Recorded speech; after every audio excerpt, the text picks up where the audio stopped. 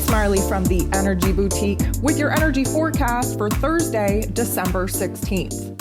So we do have this lovely moon in Taurus going void of course around midday. We're actually going to lock into Gemini energy around 4:43 p.m. again Atlantic Standard Time. So the last couple of days have been low. They've been slow. We've been trying to stay in the present moment. We've been trying to gain footing. We've been trying to stabilize our thoughts and our emotions. We've been trying to figure out what it is that we actually want, need, and desire. And I'm about to tell you, we're moving into the full moon window. That's right. We're going to have our full moon in Gemini on the 18th, the 19th, depending on where it is that you're at in the world. And for many of us, although the full moon is going to bring about some little bit not so nice thoughts and feelings, of course, to illuminate our progress, illuminate our growth, illuminate where it is we need to make a change. This shift out of the moon being in Taurus, that earthy, slow and low energy, switching into the air energy of Gemini is going to be a welcome change. Again, many of us have been too low, too slow, all cuddled up on the couch, in the bed, not wanting to do anything, just wanting to chill out, watch some movies, escape in our inner realms. Well, curiosity is about to peak. We're about to bust out of our shells. This moon in Gemini is going to lighten the mood, really put a huge emphasis on our mental plane, on figuring some things out, asking the right kinds of questions, piquing our own inner curiosity in order for us to get our minds right. Again, last full moon of 2021, very reflective, very nostalgic. We're looking back over this last year. We're taking from it the silver linings, the life lessons. We're discarding all the rest of it, preparing for a brand new shift, moving into the new year. If you haven't downloaded your moon guide, I would definitely recommend you do that. Let's get on some inner healing work. Okay, let's dive into some shadow work. We got some awakenings to do. It is there for your benefit. Download it, do the work. So, while the moon is still in Taurus here today, we do have a couple of aspects that we have to kind of wrap up before we can shift into the mental plane. The moon is going to semi-square Chiron, and we're kind of riding off the last couple of days, those not so nice thoughts and those not so nice emotions. Chiron, of course, is the wounded healer planetoid. We have to sit in our wounds in order to figure out how to heal them. This is likely going to trigger some of those negative emotions that we're definitely bringing into the day, but they're not going to be around for too long. But we do have an opportunity to learn from these negative thoughts and emotions, mostly because the moon goes ahead and bumps into the sun. Now, the moon is our emotions. It's our unconscious self. It is the old parts of us that need to die in order to free ourselves to embody the new vibrations, the new perspectives, the new life force energy that we have to have in order to move forward. The sun, of course, in Sagittarius, that is our life force energy. That is the new. That is what our attention, energy, and focus needs to be on. And when the moon and the sun bump into each other in this way, we're going to have a chance to have an aha moment.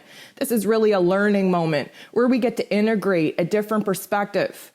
Definitely seeing where the old overlaps the new, where we have to cut the cords with the old in order to embrace the new, where we have to illuminate and bring into our awareness some of these underlying unconscious thoughts, feelings, and emotions that are truly blocking us from moving forward in our path. Now, the moon is going to trine Pluto, and this is going to be a boss up energy like you wouldn't believe. Of course, Pluto energy is all about power and control. It's also about transformation, recognizing where it is that our pain, our struggle, our challenges have been divinely scripted by our higher selves in order to unleash the kind of power that we all have within us. We get a choice. Are we going to let the past and our past pain and suffering paralyze us in a state of non-action, or are we going to light that bitch up and use it as a fire and a motivation for us to push forward? The choice is yours. Now, it tells me by the energy here that we're going to choose to boss up, because the moon in Taurus goes ahead and trines Venus. And of course, Venus rules over Taurus, but Venus is definitely slowing down. She's preparing to go retrograde on the 19th, just hours after our full moon. And let me tell you, this is going to be a very internalized journey. I'm going to jump into the Venus retrograde and Venus being in Capricorn in a whole other astro event video. So definitely look out for that over the next couple of days. But let me just tell you, the moon bumping into Venus right now, we're getting on board with what it is that we need, what it is we want, what it is we desire.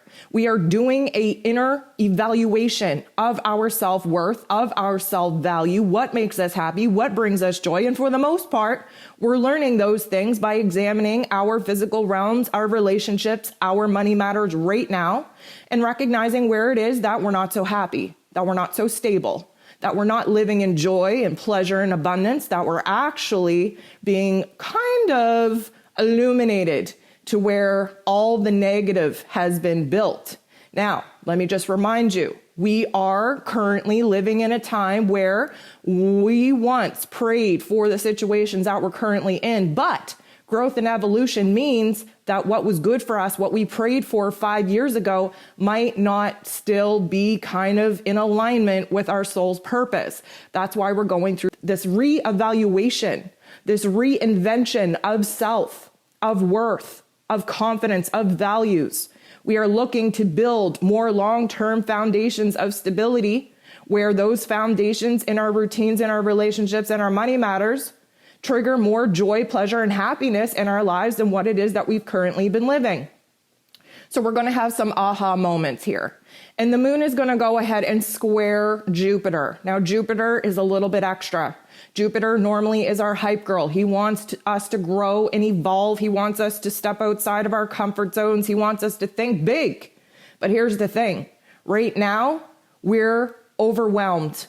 Okay, the moon in Taurus, again, doesn't want to think about the future, would prefer not to think about the past, would just like to sit in the present moment.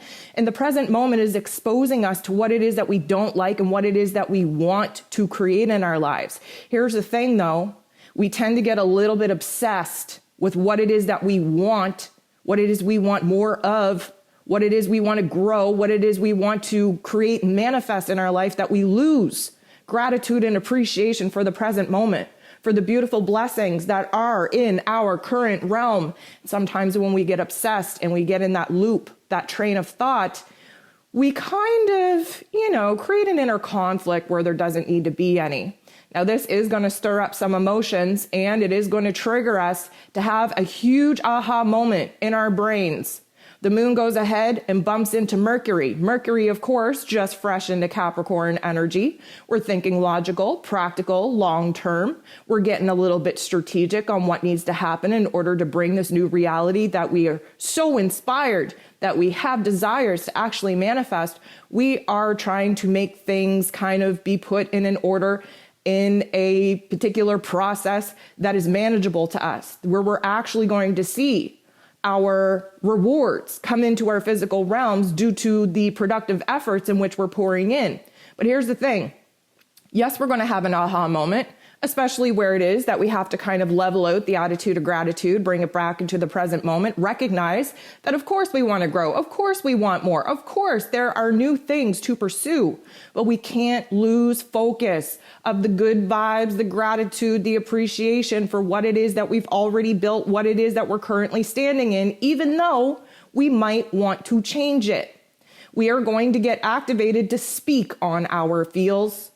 The moon bumping into Mercury at this time, Mercury rules over our communication and how it is that we express ourselves. And when we have this aha moment, when we realize what it is that makes us happy, where it is that we need to create more stability, where it is we have to add more value to our lives, suddenly we got to speak out on it, especially to the people that have a hand in creating the mess, the chaos, or the peace and the harmony that will affect our lives. So this is a good energy to end off on before the moon goes ahead and shifts into Gemini. Now, the moon in Gemini, very much a mental stimulation energy. We're going to have some very profound thoughts because we're asking ourselves the deep-seated questions. We are kind of curious about what it is that we can do within ourselves to create a change, a frequency of vibration that's going to attract the kind of realities, the dreams, the visions that we've been focused on. We get a little bit of help because the moon right out of the gate bumps into the true node, the north node, if you will. And the north node is wrapping up the life lessons here that we've been really focused on for the last 18 months before the true node axis changes into the Taurus and Scorpio axis for the next 18 months. So the moon bumping into the true node this way, it means that we're reworking our past. Likely because we had some huge illuminations while asking ourselves some deep-seated questions on what makes us happy, what it is that we want, need, and desire, where it is that we desire stability and long-term plans in our life. Now we're looking back at how it is that we actually got here. We're reframing our process and our prayers that got delivered because, of course, that's what we're living right now. Each and every single one of us is living an element of our lives right now that we once prayed for.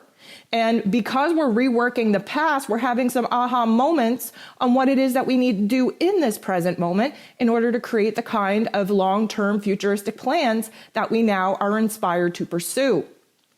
The moon bumps into Neptune. This is a meeting of the minds, a meeting of our heart, a meeting of the soul. Why? Because Neptune is very intuitive. It is our higher self. It is our spiritual self. It gives us a huge amount of insight coming in from visions, from aha moments, from creativity, from our imagination.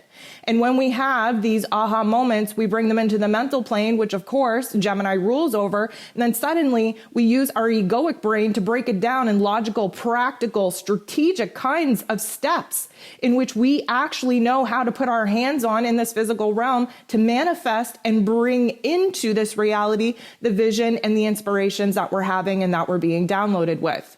We kind of see a little bit of a trigger activation here because the moon is going to oppose Mars. Mars, of course, fresh into Sagittarian energy. Mars, it rules over our physical energy, our drive, our passion, even our anger. Mars in Sag definitely has ants in our pants. We want to make a move. We are willing to pursue new things, new elements in our lives due to the new belief system that we actually now have. Now, the moon sitting across from Mars in this way is going to really trigger our inner conflict. This could potentially be a fire starter. We have air plus fire. What happens when there's too much air added to that fire? A forest fire can break out. We have this air coming in from our emotions, from our thoughts, from our ideas, from the mental plane, from the moon being in Gemini. We have this fire energy because Mars is fire, Sag is fire. We have to prevent the drama. Okay, we have to prevent acting out on our feels. We have to prevent projecting our uncertainties onto other people. Okay, we're going to have a lot of anxiety, restlessness in our physical bodies if we don't engage in a physical activity like exercise or something in this physical realm to exert this energy in a healthy way. We do have the potential to burn the whole freaking forest down. And I really, really hope that we're all going to do what we can to prevent that measure, because that is a really messy situation for us to have to clean up. The good news is, though, we're going to wrap the day up with the sun semi-squaring Saturn. Now, this isn't a good aspect. So you might be saying, well, why is this good news? Well, because it brings us down to Earth. Okay, the sun wants to illuminate where it is that we're so eager to get something started, so eager just to take a new quest. But guess what? The Saturn energy brings us back down to Earth. It focuses on the roles and responsibilities that we have, the commitments that we made. Yes, we have to boss up. Yes, we have to take control over our emotions. That's hopefully going to calm down the inner fires that the moon opposing Mars could definitely trigger within us. But at the end of the day, we have to put the focus back on the present moment, what we have control over, what it is that we need to fulfill within our commitments, what it is we need to boss up and actually take control over so that we don't get ahead of ourselves and we don't set ourselves up for a fantasy, for a vision, for a dream that we're not actually able to manifest and bring into this physical realm.